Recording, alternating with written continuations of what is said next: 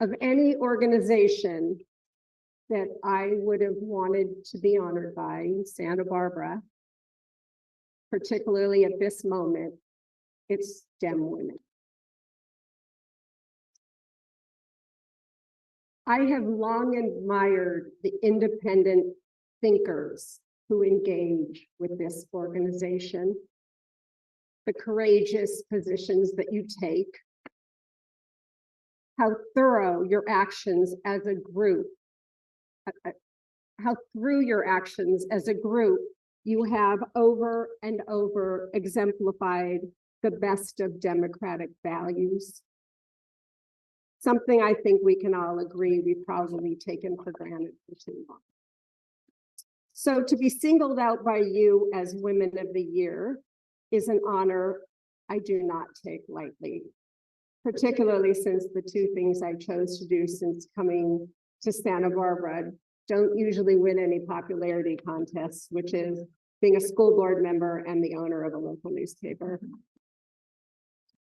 I look around and I am very aware that there are many women on this lawn who could be the woman of any year. Brave, interesting, brilliant, audacious, baller women. I know a lot of people these days like to use the word badass, but I'm particularly sensitive about that part of my body, so I'm going to stick with baller. People often ask, who are your mentors? It's a difficult question for me to answer because I've been lucky to have many. For me, mentorship has always come in moments, in the words and actions of my friends or people I've met along the way. Sometimes it's as simple as something someone has said that has resonated and changed me in some way. The fact is, this event is filled with my mentors, including my very first one. My mother, Gwyn Lurie, who at the age of 5 had to hide in an attic for 2 years in Poland from the Nazis. During that time, she lost her mother and her brother and her childhood. But she survived. And she went on courageously and lovingly to raise 3 children, my amazing brother David, who unfortunately is not here today, my remarkable force of nature sister, Leslie Gilbert Lurie, who, by the way, is also recently appointed by Gavin Newsom on the California, I know what it is. She's always told me what to do. The Cal State Board of Trustees. And of course, me, her favorite. Mom, could you stand? Be recognized.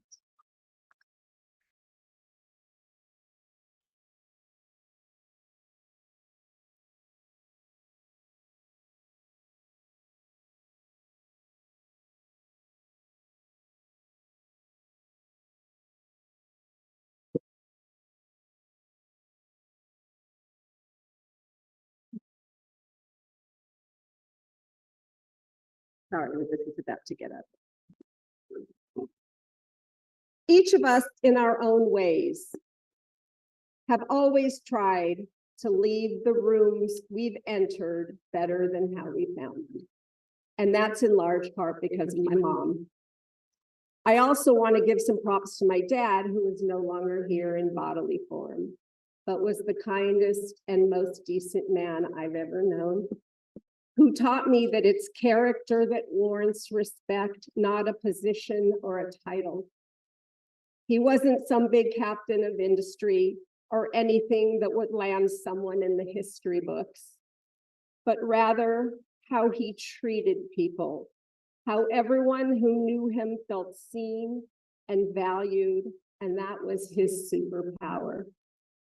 So much so that when he died, people came from far and wide to his standing room only memorial to honor the profound impact that he had on their lives. And I know he's proudly looking down from wherever he is with that Frank Lurie twinkle in his eye. I also want to acknowledge my incredible daughter, Noah, beautiful and full of grace inside and out, who is full of plans and passion and is also one of my greatest mentors. And my other amazing daughter, Sydney, who's away at school and isn't able to be here today. And finally, my biggest supporter in all things, who happens to be my husband. I often wonder if his ability to be such a compassionate friend and patient teacher is in part due to his mother having had the foresight to give him the non-gendered name Leslie. I thought a lot about what I wanted to say today that would be worthy of your time. And because this is the Democratic Women of Santa Barbara, I decided I wanted to talk about leadership and women doing it differently. So let me begin by saying that over the years, it has become very clear to me that leadership is not an office. It is not a fancy title, and it should never be confused with power. Leadership is an orientation. It's a way of being in the world. It's a willingness to stand up and to take responsibility in this life.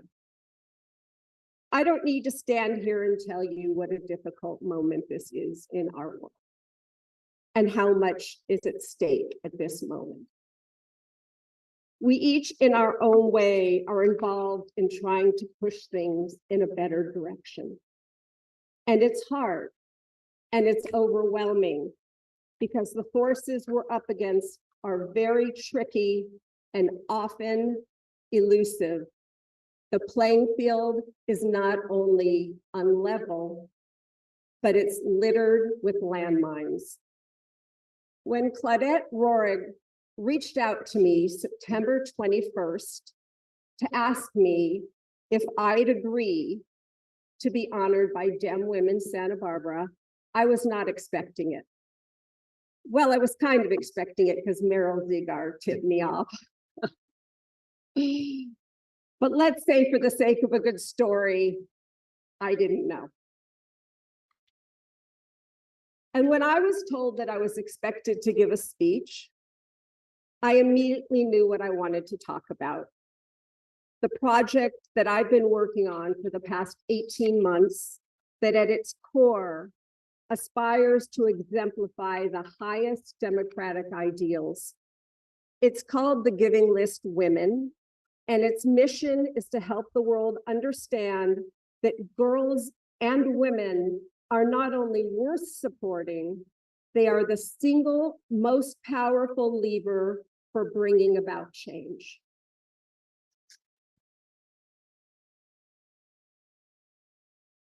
It is the key to unlocking a better future. And yet, less than 2% of all philanthropic dollars currently go towards organizations focused on women and girls.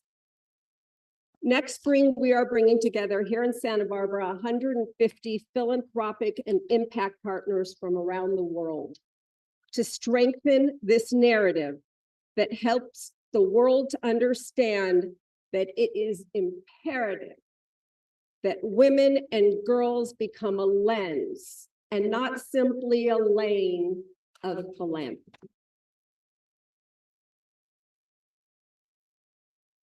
So that's what I intended to talk about today. How things would look very different if there were more women in power. I'd have put every penny I had and those that I've yet to make on that. And then October 7th happened. And then October 8th. And my certainty that women would do it better was tested. And then in some very important ways, we didn't do it better. And that broke my heart. Come October 8th, women had a very important time at bat. And in my opinion, we kind of struck out, and struck out spectacularly.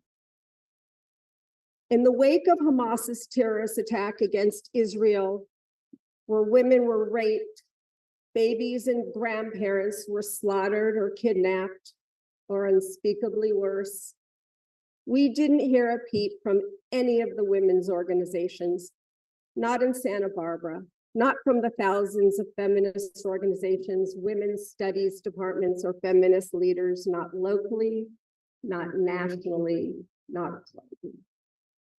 And I was vexed, and I was deeply and profoundly sad. Where were the women who taught us that silence is complicity? That the millions who donned their pussy hats after Trump was elected and marched for women's rights, terrified that Trump would turn America into the Handmaid's Tale, who called for an end to violence against women and an end to women as the spoils of war. Believe all women, they said, in the editorial pages of newspapers across the country, writing in favor of #MeToo. I thought #MeToo was such a landmark moment. Almost every woman I know did. Women were finally standing up and saying, enough. We will no longer be silent. We will no longer just take it. We will no longer continue to play by the rules set up by male-dominant institutions that neither represent our voices nor protect our interests. Statutes of limitations on rape cases were extended. The legitimacy of gag orders against women were questioned and in some cases ruled out. Women were coming out from the dark corners of this world and risking everything to bravely speak up. And for once, our voices were being heard. Yet there we were on October 7th. Once again, rape is used as a weapon of war. Young women bleeding from their crotches paraded through the streets of Gaza. Yet I was not seeing a single statement from a feminist organization in this country. Not one gender studies department has defended even one victimized woman, and the silence is deafening. It took the UN 50 days to say it. As a woman and as a feminist, this offends me. As a mother of 2 daughters, it terrifies me. I trust we can all agree, I know we can all agree, that rape is never okay, that kidnapping a 9-month-old child is never okay, and the loss of innocent life in a war is utterly tragic, and that silence is complicity. Some, I think, were afraid to speak up, maybe for fear that it would seem like they were saying that the Palestinian people and their plight didn't matter, which of course it does. But for some reason in that moment, it became too difficult for so many to hold more than one thought at one time. I am not afraid to speak up. I am speaking up because I am afraid. I still believe with all my heart and brain that having more women in positions of power will profoundly improve our world, that it's our greatest hope, but only if we are willing to do things differently and courageously. The fact is, it doesn't really matter how many girls and women we prepare to lead families, businesses, universities, countries. If we're not going to make the conscious decision to lead differently, then it's just performative. It's just set decorating. It's just fashion. It's pussy hats, which I happen to like, by the way. Because clearly, as women, we are susceptible and capable of engaging in the same tribalism as men, unless we choose not to.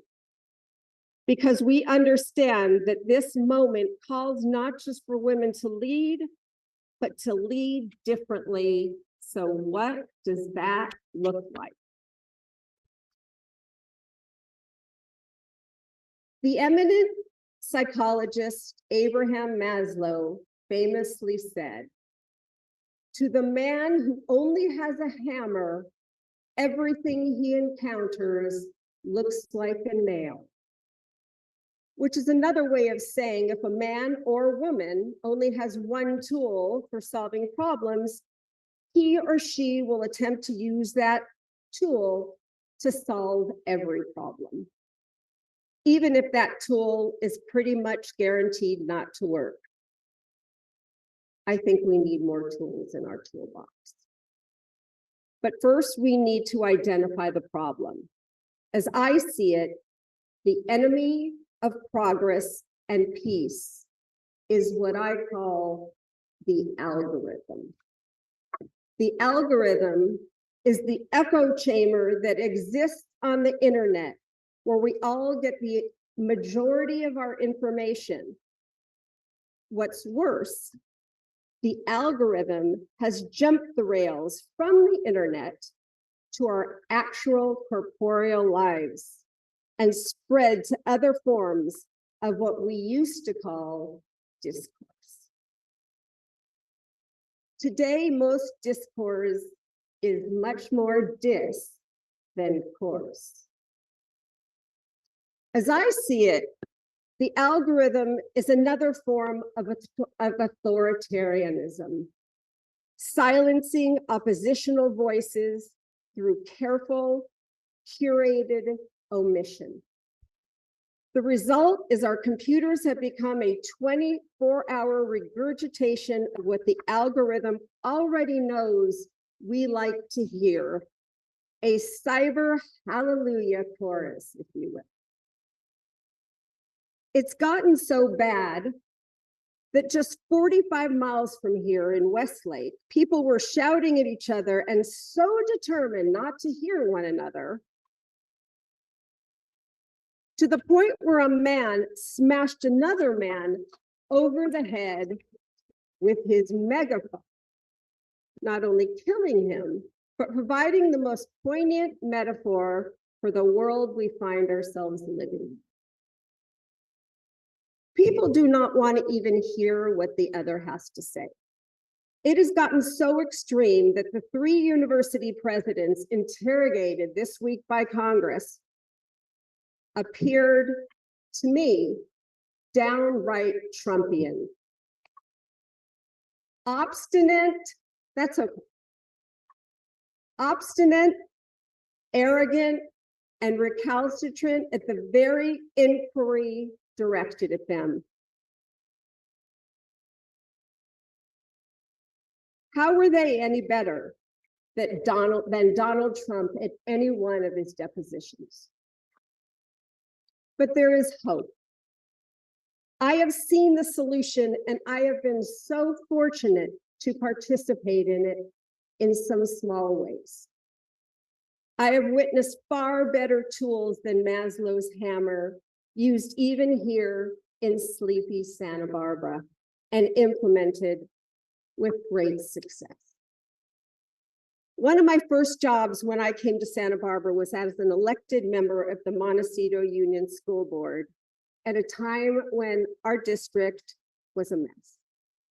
A popular principal had been fired, parents were petitioning to recall trustees, the board was self-admittedly dysfunctional and therefore ineffective, and who was suffering? the very kids we were there to protect. I quickly learned that everyone wants what's right for their kids. The problem is we don't always agree on what that is. So what mattered was how we showed up in order to work together to find meaningful solutions to difficult problems. As a newly elected school board, we decided to establish norms and values for our board, agreed upon rules of engagement so that we could do our job. And we agreed to some very simple ground rules: assuming best intentions, engaging in active listening, sharing our disappointment directly to and not behind the backs of our adversaries, or worse, online. All pretty basic, common sense stuff, but it worked. We went on, I believe, to do excellent work on behalf of the children. We even hired the district's extraordinary superintendent, Anthony Rainey, who's here today, who is another one of my mentors, who taught me that there is no one who is unworthy of being listened to, even the people I can't stand. Another example I'd like to share with you takes place in my day job. My work partner, Tim Buckley, and I disagree on most things political. I look at the sky and I see blue. He sees a completely different color. But I can tell you in no uncertain terms that working by his side makes me better. Hearing his views makes me better. He reads everything I write, and he will often say, if you just take out this one trigger line, people may not agree with you, but they will at least be able to hear what you have to say. And that's meaningful to me, because if I'm just talking to myself, what's the point? We've taken this embracing of the other even further with our Dinner with Friends group, which I wrote about recently in the Montecito Journal. Dinner with Friends is an ongoing series of dinners my husband and I have on a fairly regular basis with people from different backgrounds, with different biases, different histories, different faiths, strategies, and yes, skin color. And regardless of our different tribes, we have created respectful rules of engagement for having meals and political discourse in each other's homes, to the point where after October 7th, the first people to check in on me and my family were a group of African Americans, Black friends of ours, some of them Muslim, although our relationship started from a place of some mutual disappointment and distrust. Today, I count the people in this group among my good friends in Santa Monica. The three examples I just gave are all different forms of the same thing. Engaging with the other, people with whom we have a beef, but we treat each other with respect, creating rules of discourse. And the most important thing in terms of our world of trigger words and oversensitivity, rather than avoiding that which makes us uncomfortable, leaning into it, sitting with the very people and ideas that may be foreign to us. Because to do otherwise, I believe we are robbing ourselves of the chance to grow. We're all just living in the algorithm writ large. And what is the algorithm but a sophisticated version of Maslow's hammer? It's very good for those $5 trillion internet companies, but I don't need to tell you how it's been going for us, the human end users. Women are not monolithic. Like any group, we have strong opinions among us, and we will never, all of us, agree on everything, and maybe even anything. Not tax policies, not even women's reproductive rights. not where free speech ends and hate speech begins, and not how to achieve peace in the Middle East. But we can agree on the rules by which we are going to have these vital conversations. We can agree on the importance of respecting the different paths each of us has traveled. We can agree to encourage difficult dialogue. We can agree to not cancel each other. We can agree to commit to the absolute rejection of violence against all women in all of its forms, and men, by the way. We can agree to lead with compassion.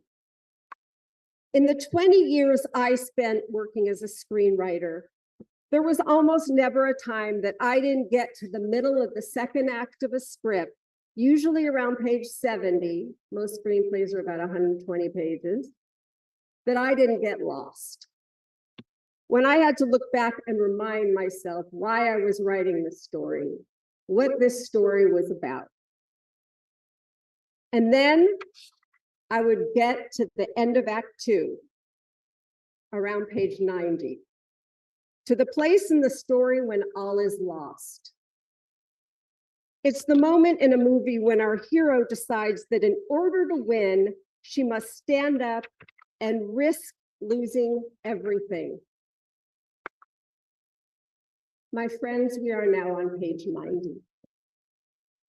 Welcome to the end of the second act of our story. The moment when we most need our heroes to stand up and do the right thing, to risk losing in order to win, because the stakes could not be higher. And because if that doesn't happen, I'm quite convinced that none of us are going to feel very satisfied with how this story ends. As a woman, we can change this world. As women, we can change this world. I believe that with every fiber of my being. And we can be models, not just for our children, but for all the wonderful men in our lives. But it will involve courage and leadership and a willingness to do things different so that in the end, all will not be lost. I believe we have the chance to get this right. We can elect great women to every level of office. We can have women in every boardroom and every C-suite. We are uniquely poised to step up and to make our values visible simply by how we lead. We can, each of us, become the heroes of our own story. And I say, let's do this. Let's do this differently. It's time for us to dust off our pussy hats. Thank you for this honor, and thank you so much for everything that you do.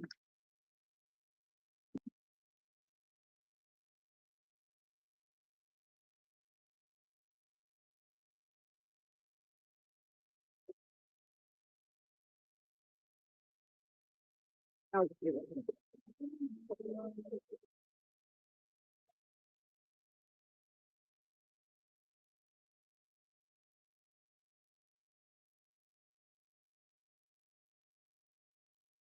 Thank you so much.